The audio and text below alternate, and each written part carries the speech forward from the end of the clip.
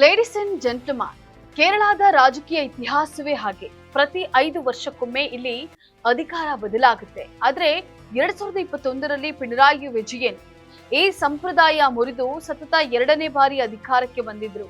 ಈಗ 2026ರ ಎಕ್ಸಿಟ್ ಪೋಲ್ಗಳು ಕೇರಳದಲ್ಲಿ ಮತ್ತೆ ಹಳೆಯ ಸಂಪ್ರದಾಯ ಮರುಕಳಿಸುವಂತ ಮುನ್ಸೂಚನೆಯನ್ನ ನೀಡಿವೆ. ಹಾಗಾದ್ರೆ ಕೇರಳದಲ್ಲಿ ಕಾಂಗ್ರೆಸ್ ನೇತೃತ್ವದ UDFಗೆ ಗ್ರೀನ್ ಸಿಗ್ನಲ್ ಸಿಕ್ಕಿದೆಯಾ? ಈ ಬಗ್ಗೆ ಕಂಪ್ಲೀಟ್ ಡೀಟೇಲ್ಸ್ ಅನ್ನ ನೀಡ್ತೀನಿ. ವೀಕ್ಷಕರೇ, ನೆಲ ಜಲ ಭಾಷೆಗಾಗಿ ಪ್ರಾಮಾಣಿಕ ಪತ್ರಿಕೋದ್ಯಮ. ನೀವು ನೋಡ್ತಾ ಇದ್ದೀರಾ ಫೋಕಸ್ ಟಿವಿ. ನಾನು ಪವಿತ್ರ.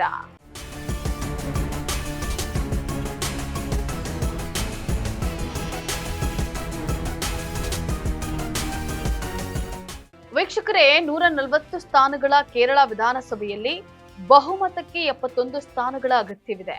ಚುನಾವಣಾ ಸಮೀಕ್ಷೆಗಳ ಪ್ರಕಾರ ಕಾಂಗ್ರೆಸ್ ನೇತೃತ್ವದ UDF 78ರಿಂದ 90 ಸ್ಥಾನಗಳನ್ನ ಗೆಲ್ಲುವಂತಹ ಸಾಧ್ಯತೆ ಇದೆ.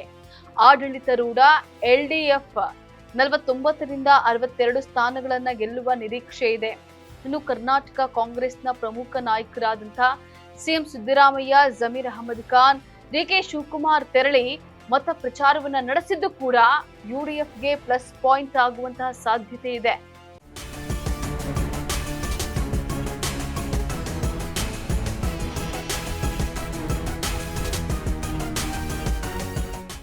ವೀಕ್ಷಕರೇ, ಕೇರಳದಲ್ಲಿ ಪಿಣರಾಯಿ ವಿಜಯನ್ ಅವರ ವಿರುದ್ಧ ಆಡಳಿತ ವಿರೋಧಿ ಅಲೆ ಎದ್ದಿದೆ ಅಂತ ಹೇಳಿ ಸಮೀಕ್ಷೆಗಳು ಹೇಳ್ತಾ ಇವೆ. ವಿಶೇಷವೆಂದ್ರೆ ಕೇರಳದಲ್ಲಿ ಅಕೌಂಟ್ ತೆರೆಯಲು ಹರಸಾಹಸವನ್ನ ಪಡ್ತಾ ಇರುವಂತಹ ಬಿಜೆಪಿಗೆ ಈ ಬಾರಿಯೂ ಕೂಡ ದೊಡ್ಡ ಯಶಸ್ಸು ಸಿಗುವಂತಹ ಲಕ್ಷಣಗಳಿಲ್ಲ. ಆಕ್ಸಿಸ್ ಮೈ ಇಂಡಿಯಾ ಸಂಸ್ಥೆ ನಡೆಸಿದಂತಹ ಸಮೀಕ್ಷೆಯಲ್ಲಿ ಬಿಜೆಪಿಗೆ 3 ಸ್ಥಾನಗಳನ್ನಷ್ಟೇ ನೀಡಿದೆ. ಒಂದು ವೇಳೆ ಈ ಸಮೀಕ್ಷೆಗಳು ನಿಜವಾದ್ರೆ ದೇವರ ನಾಡಿನಲ್ಲಿ ಮತ್ತೆ ಕಾಂಗ್ರೆಸ್ ಮೈತ್ರಿಕೂಟ ಅಧಿಕಾರಕ್ಕೆ ಬರಲಿದೆ.